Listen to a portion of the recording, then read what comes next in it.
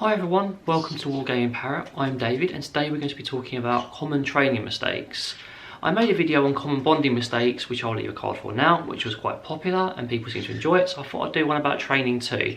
So this video is going to be about the mistakes people make when flight training, target training, or just any sort of positive reinforcement training. I'm going to try and make it a little bit fun if I can, and it's really important to remember that if you're making these mistakes, don't beat yourself up about it. We all have done. I've done it, Sophie's done it. It's perfectly normal. It's just something you can learn from and become a better trainer from. My first and one of the most common training mistakes is not reinforcing. So if your bird's doing a behaviour you want it to do, say for example targeting, stepping up, flying to you, or all sorts of behaviours, not reinforcing or rewarding that behaviour is one of the biggest mistakes you can make. Even if you don't even praise it, even a bit of verbal praise counts as reinforcement. If you don't reinforce the behaviour, they're not going to keep wanting to do it. It becomes just something they don't really fancy doing. And people often forget that stepping up is a form of behaviour, it's a bit of training. So if you're not reinforcing your bird for stepping up, that behaviour may become sloppy or they may just not want to do it. So it's important to at least intermittently reinforce that behaviour or give them some positive praise whenever they do step up, because it keeps that behaviour fresh and it keeps them wanting to do it. Step up. No treat for you, you already know, don't you? Step up. Good boy, well done. My next common training mistake is not reinforcing quickly enough, and this is another very common one, as the video title implies. So when your bird does a behaviour, for example, it touches the end of the target stick, faffing about with the pouch, taking too long to reinforce that behaviour can be very bad. So when you're training a bird, you want to reinforce it almost immediately once it does the behaviour, so it can associate that behaviour with the positive reward. So make sure when you're training you don't wait too long to provide the positive reinforcement. Spin. Good girl. Spin. Good girl. We have the opposite of waiting too long now, which is rushing. So when you're training your bird, it's very exciting, it's very interesting, but if you rush too much, it can be negative to training. For example, if you give the reward or the praise before the bird's even finished behaviour, or you're just rushing too much and trying to get all these behaviours taught in one day, or over too quick a period, it's just not going to work. So do not rush when you're training. Take your time at your own pace, at the bird's own pace, and just relax with it. It's going to be touch. It's going to be touch. It's going to be touch. It's going to be touch. It's going to be touch. Good boy.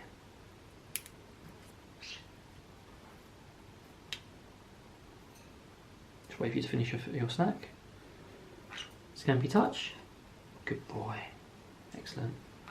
Another mistake that sometimes we all make is being inconsistent with our training and our cues. So I call this lazy cueing. So this is something I've done before and we all do. So when your bird's doing a behaviour and say for example you want it to spin, you just do a very lazy cue and it doesn't really understand what you want it to do. It's very important to be consistent with your cues and your verbal, even if they're verbal, a hand gesture, whatever it takes to get them doing what you want them to do, and communicating clearly what you want them to do. If you don't communicate clearly with your bird, they're not going to understand you. It's like shouting at a Spanish waiter in English and just raising your volume level. It's not going to work. So you need to make sure that your cues are clear. Spin, spin, Olive. Why are you spinning? Oh. Spin. Good girl. Another one is overexcitement. Now, when your bird performs behaviour successfully and you're rewarding them, you've clicked, it's good to give them praise and give them a little bit of excitement because it's interesting, it sort of reinforces that behaviour as something really good and positive. However, generally being overexcited and jumpy during a training session doesn't really work. It can cause them to become hyperstimulated, overstimulated, overexcited, and then it may make them not want to, it may make them more likely to bite you or get overexcited in the behaviour and just fly away or do something else. So make sure you keep those energy levels at a sort of calm pace and you save the excitement for when you want to reinforce that behaviour. Let's train, let's train, let's train. Oh my God, let's train. Let's do it, let's do it. Should we do some training, Olive? Touch. Good girl. Very good. My next mistake is pushing. So when you're training your bird, you want to keep your training sessions nice and brief. Don't push them too long. So for example, it depends on your individual bird, but the sort of rule of thumb is generally anything between 3 minutes and 10 minutes. 10 minutes is pushing it quite far, so realistically you really want to be between 3 and 5, but again, it depends on the individual bird and how keen they are, how motivated they are for the behaviour. Making training too long can cause your bird to lose interest in the training, and it can be detrimental because they just see it as something boring and they don't want to do it anymore. It's also the same if you have too many training sessions. Training session after training session after training session in one day can be too much for your bird and cause the same effect. So maybe you want to schedule in 1 or 2, see how your bird's reacting to it, and just keep them nice and prompt and just see how they react to them. Scampy touch. Why aren't you touching it? What's going on? Why are you getting frustrated? When training your bird, you want to pick the most reinforcing treat. So it's important to notice how they're acting around their foods and what treats are most motivating. For example, if I give the boys millet, they're extremely motivated for that. But if I was to give them a hemp seed, they'll be indifferent. Conversely, if I was to give the conures millet, they'll be completely indifferent. But if I was to give them a hemp seed, they'll be extremely motivated. So make sure you pick the most exciting, motivating treats for them and watch them, observe them, find out what that is, because that treat will help you train them and help them stay motivated for that training and make it as successful as it possibly can be. So as I said, make sure you pick that perfect treat, because it's like ultimately getting the jackpot for you. You know, if you want to be treated the best possible. Should you step up? Leading on from this, using too large a reward can create a false impression for your bird, or using too big bits, and I'll explain why. So, for example, if I'm training chip and fish, if I was to bring out a whole strand of millet, it creates a false impression to them. They may think they're going to get that whole strand of millet for doing the behaviour I'm asking them to. So it's important to break your rewards up into small bits. The other reason for this is if you give them too big a bit, for example, if I was to give Pickles a whole sunflower seed as a reward, it takes her too long to eat it. So she's kind of forgotten what's going on by the time she's finished, and it can interrupt training sessions and cause them to fail. So remember, when you're giving a reward, make sure it's small and break it up to bits so they can eat it quickly and then crack on with the training session. The other small sort of fringe benefit is they don't get full as quickly, so it keeps them motivated for longer during the training session. Chip, chip, touch. Look at all that. Wow. He's actually a bit scared of it. All of this is for you, just for doing that. Aren't you proud? Fish, fish, touch. Good boy. Well done. This is a little bit more appropriately sized bit, and he knows he's just getting that and no more for doing the behaviour. This next point is specifically related to targeting. So when you're target training, I've seen this a few times, it's quite funny. I've seen it in some of other people's videos, sort of like criticising training and sort of talking about it. It's when you get your target stick, it's not an opera. You don't want to be waving it around like crazy.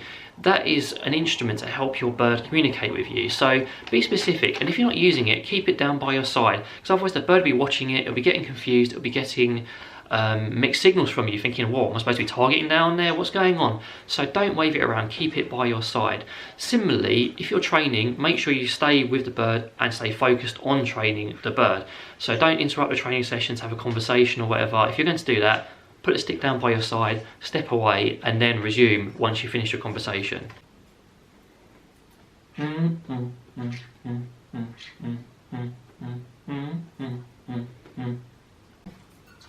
Pickles touch. Good girl. This is something I am incredibly guilty of, and that is expecting too much from your bird.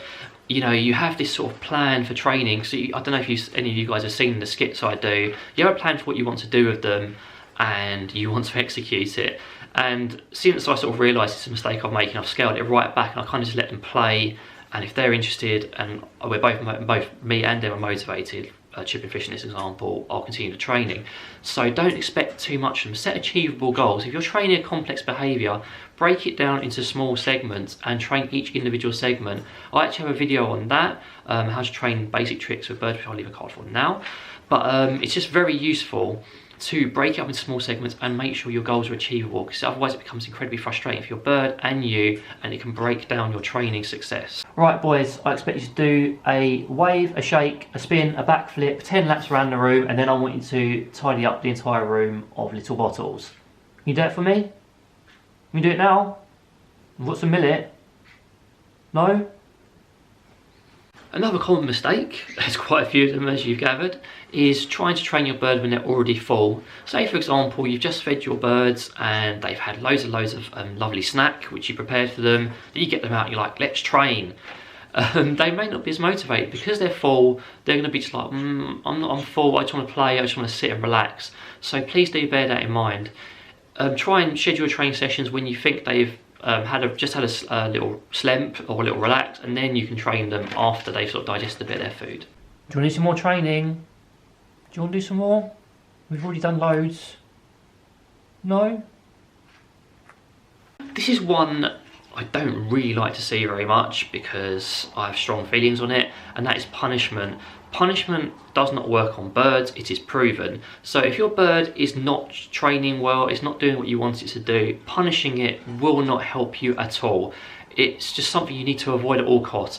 I'm not going to bother giving an example here because it's kind of obvious. Don't punish your bird if training doesn't work. Can't believe you didn't do that behaviour. Why can't you target? Going straight back home, no reward, sorry. Don't do this guys, please don't, it doesn't work. So guys, thank you very much for watching. I hope you found these common mistakes useful and you may be able to learn some things from them. I know I learned a lot from them when I was discovering them. If you have any comments or any more mistakes you'd like to mention, please feel free to leave them down below. In the meantime, thank you very much for watching and take care.